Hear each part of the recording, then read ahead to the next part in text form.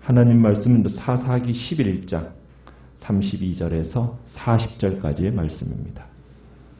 사사기 11장 32절에서 40절입니다.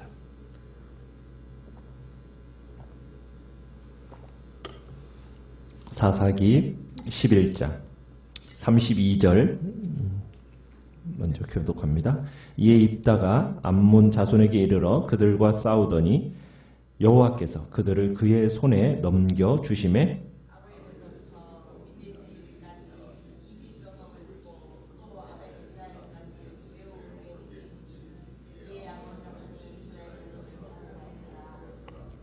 입다가 미스바에 있는 자기 집에 이를 때에 보라 그의 딸이 소고를 잡고 춤추며 나와서 영접하니 이는 그의 무남 동료라.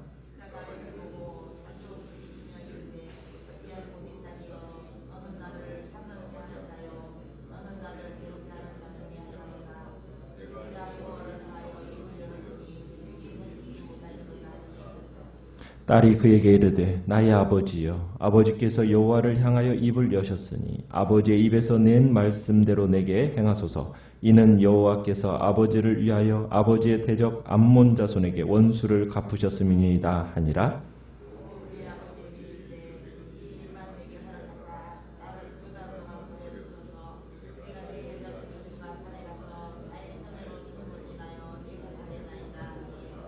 그가 이르되 가라 하고 두 달을 기한하고 그를 보내니 그가 그 여자친구들과 가서 산 위에서 처녀로 죽음을 인하여 애곡하고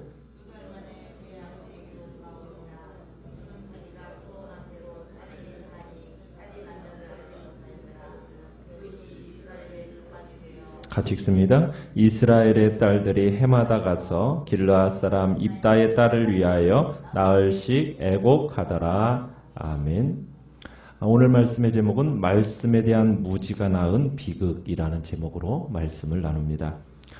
입다가 암몬과 이제 전쟁을 나가기에 앞서 전쟁을 이기기 위한 어떤 확실히 하고 싶은 그런 마음 때문에 하나님 앞에 서원하는 장면을 우리가 지지난주에 봤었죠. 그 서원으로 이제 하나님께 이 전쟁의 승리에 대한 보장받으려는 그런 마음이 있었던 겁니다.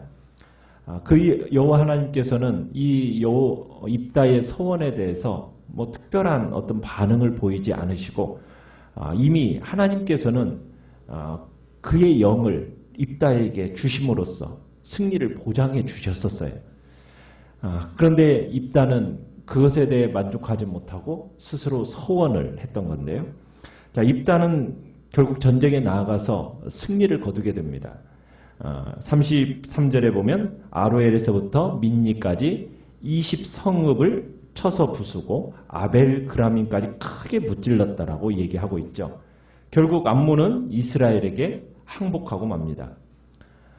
비록 입다가 동분서주하면서 군대를 모아 치른 전쟁이지만 이 전쟁은 누가 결국 승리하게 하신 전쟁이었습니까? 32절에 보면 여호와께서 그들을 그의 손에 넘겨주셨다.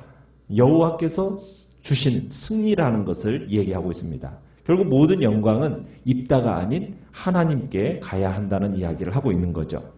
자, 그렇게 승리하고 돌아온 입다. 그 입다를 제일 먼저 맞이한 사람이 누구입니까? 34절에 가보니까 입다가 전쟁에서 승리하고 미스바에 있는 집으로 돌아왔을 때 그를 환영하기 위해서 나온 첫 번째 사람은 다름 아닌 그의 무남 동료, 이렇게 표현하고 있어요. 무남 동료. 당시 전쟁에서 승리하고 돌아오면 여인들이 소고를 잡고 춤추며 노래하는 것이 그 당시의 풍습이었습니다. 아마 입다의 딸도 아버지의 승리를 축하하기 위해서 소고를 잡고 축하하기 위해서 부친을 영접하러 지금 나온 겁니다. 그런데 이것이 입다의 승리의 기쁨을 한순간에 모두 사라지게 하고 말았죠. 대문을 나서는 그녀를 보는 순간 입다의 표정이 굳어집니다. 왜? 지금 자신의 소원대로 이 딸을 어떻게 해야 돼요? 번제로 드려야 하는 위기에 놓이게 된 거예요.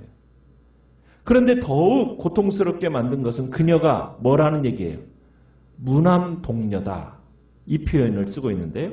우리 한글 성경은 그냥 간략하게 무남동녀 이렇게 번역하고 있지만 원문을 직역하면은 하나밖에 없는 딸이라는 것을 강조하고 있습니다.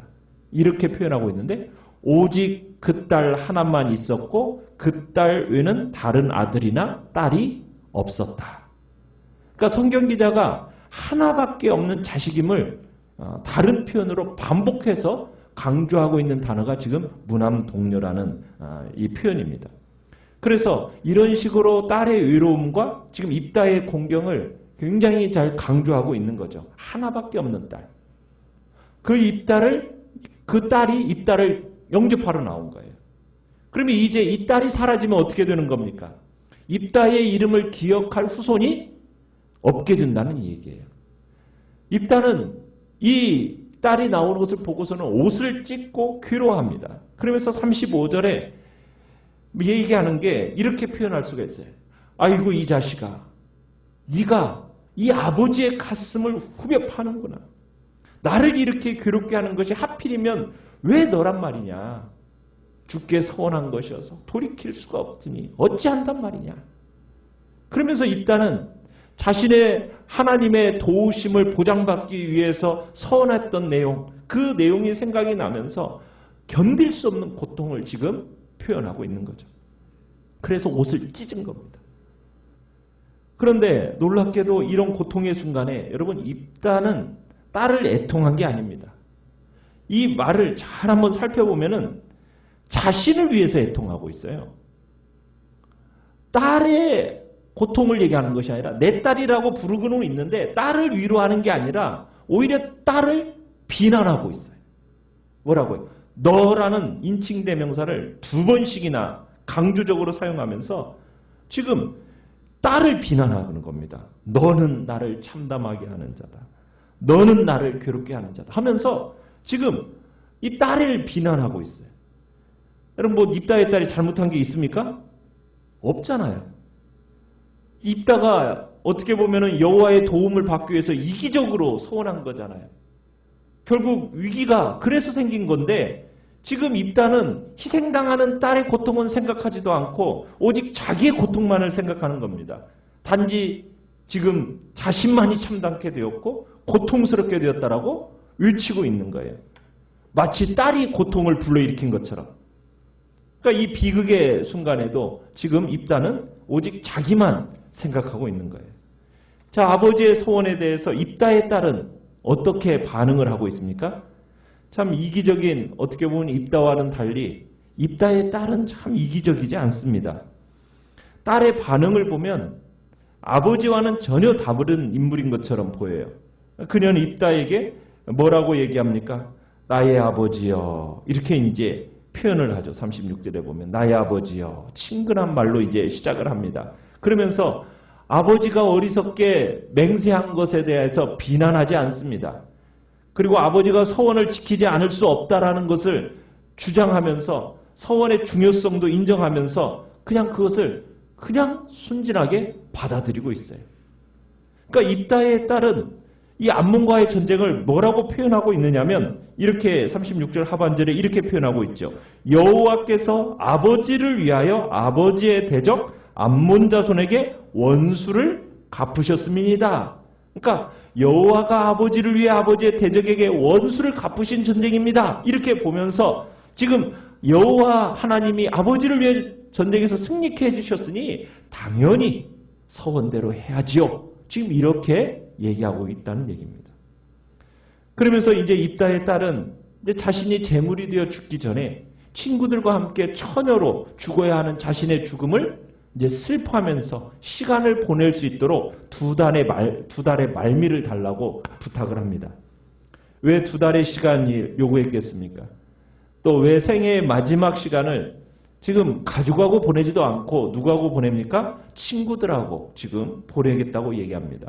왜냐하면 입다는 무남동녀예요. 그런데다가 사람이 자손을 남기지 않고 죽는 것은 그 당시 가장 불행으로 여겼던 이 고대 근동의 정황에서 이제 그녀가 죽으면 그녀에게도 수치이지만은 아버지 입다에게도 감당하기 힘든 불행이라는 것을 알았기 때문에 그는 죽으면서도 어떻게 보면은 지금 친구들과 함께 그런 위로의 자리로 가는 겁니다. 그런데 38절에 보면 딸의 이 같은 요청에 입다의 반응은 오직 한마디 딱 불과하죠. 뭐라고 얘기합니까? 그 한마디, 가라. 가라. 더 이상 할 말이 없었겠죠. 그러니까 입다의 딸은 2달 동안 친구들과 함께 처녀로 죽음을 애통해야 합니다. 처녀로 죽는 그 딸을 그냥 가라. 그냥 한마디밖에 못하는 것. 여러분, 인생의 비극이 이보다 강하게 표현될 수 있을까? 지금까지 입다는요, 입만 열면 청산유수였습니다.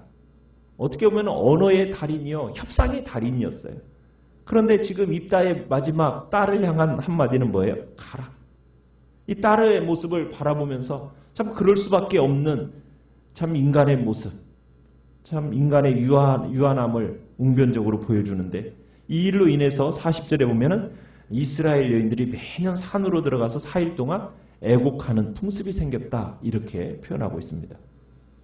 자, 여러분, 자, 입다의 이 서원, 이 입다의 서원은 서원 자체도 문제지만, 여러분, 이 서원을 이행한 일도 아주 중요한 잘못을 범하고 있어요.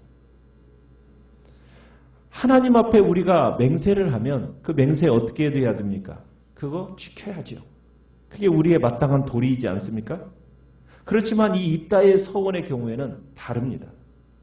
왜냐하면 여러분, 입다가 이 서원을 이행하면 어떤 일을 하게 되는 겁니까? 인신제사를 드려야 되는 거예요. 여러분, 하나님께서는 인신제사를 원하십니까? 원하시지 않습니까? 율법에 분명하게 얘기해놨어요. 뭐라고요?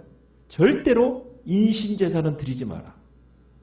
하나님께서 법으로, 율법으로 금해놓으신 게 인신제사입니다. 그런데 지금 서원한 대로 행하게 되면 뭘 깨트리게 되는 거예요? 율법을 깨트리게 되는 거예요.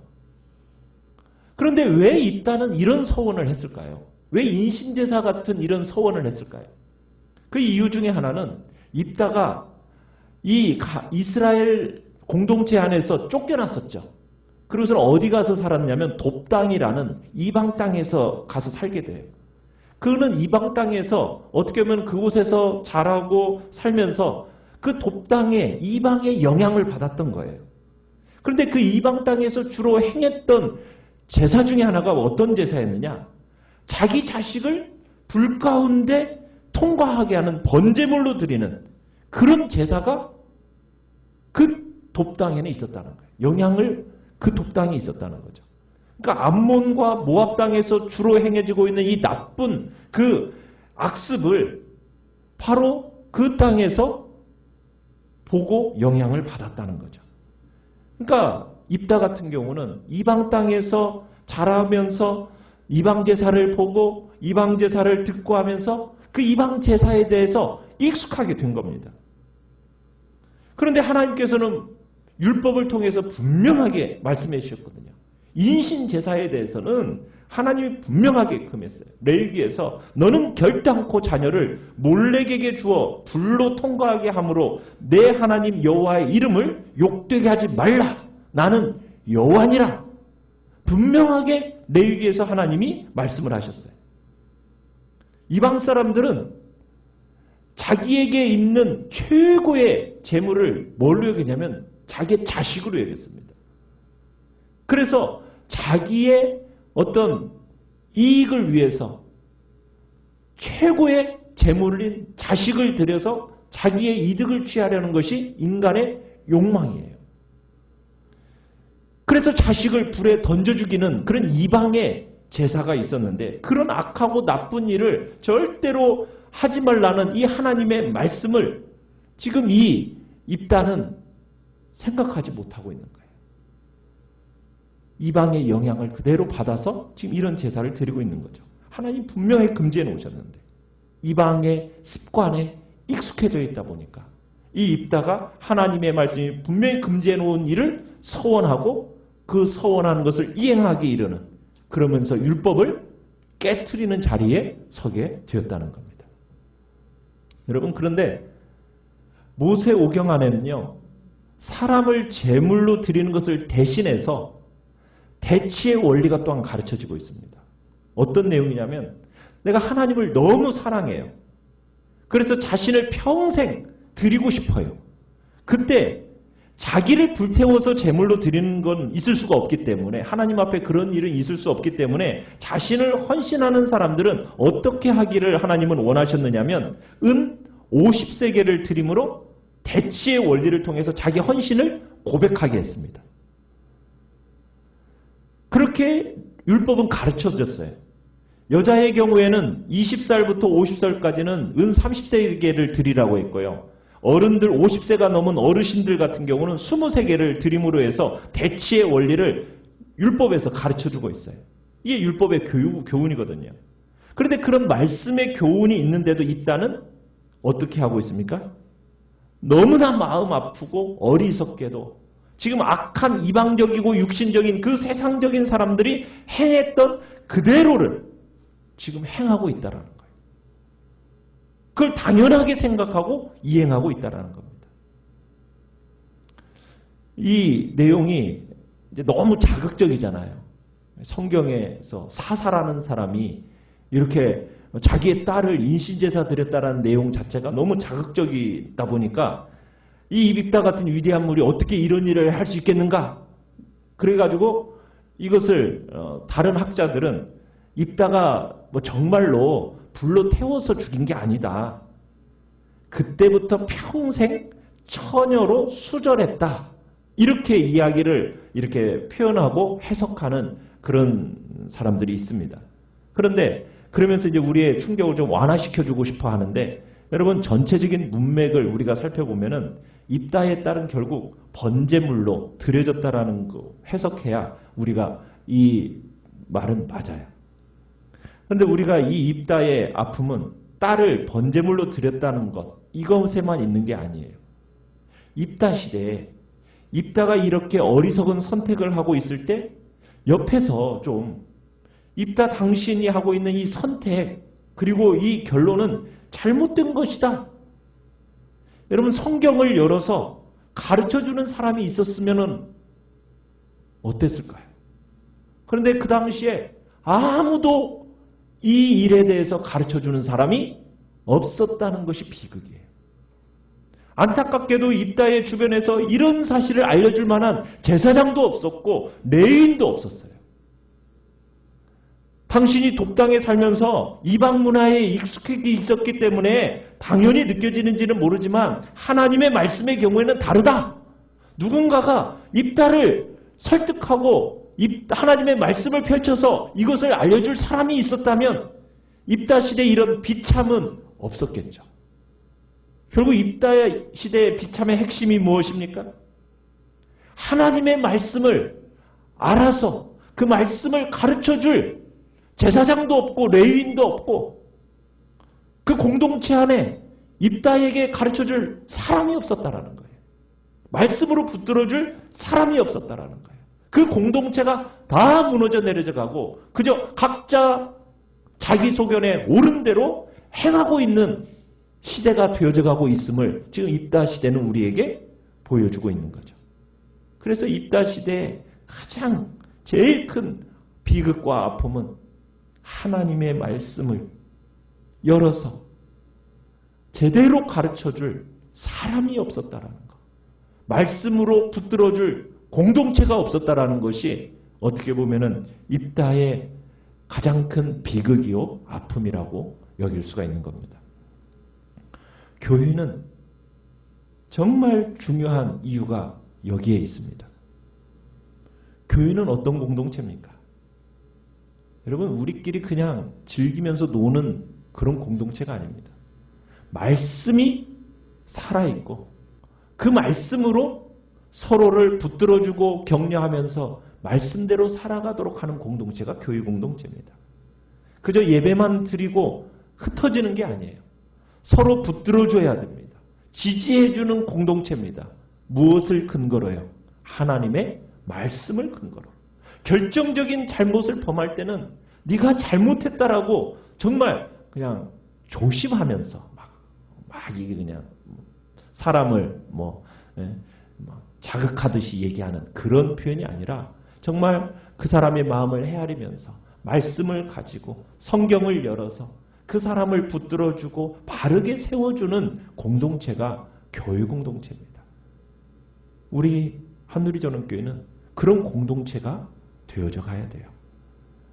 어떤 결정을 할 때 말씀으로 격려하고 위로해주고 지지해주고 붙들어주고 서로 사랑으로 하나님 안에서 말씀으로 격려하는 공동체.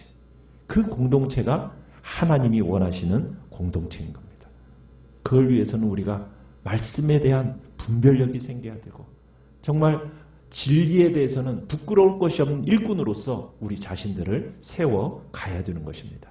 그래서 하나님의 뜻을 바로 깨달아서 그 말씀대로 실천하는 자리, 그리고 어리석은 자리로 행하는 자들을 향하여서는 불쌍히 여기는 마음으로 항상 진리 가운데로 인도하는 그런 공동체가 되게 해달라고, 그리고 그런 자리에 내가 서겠다고 이 시간 결단하면서 나아가시길 바랍니다. 말씀을 생각하다.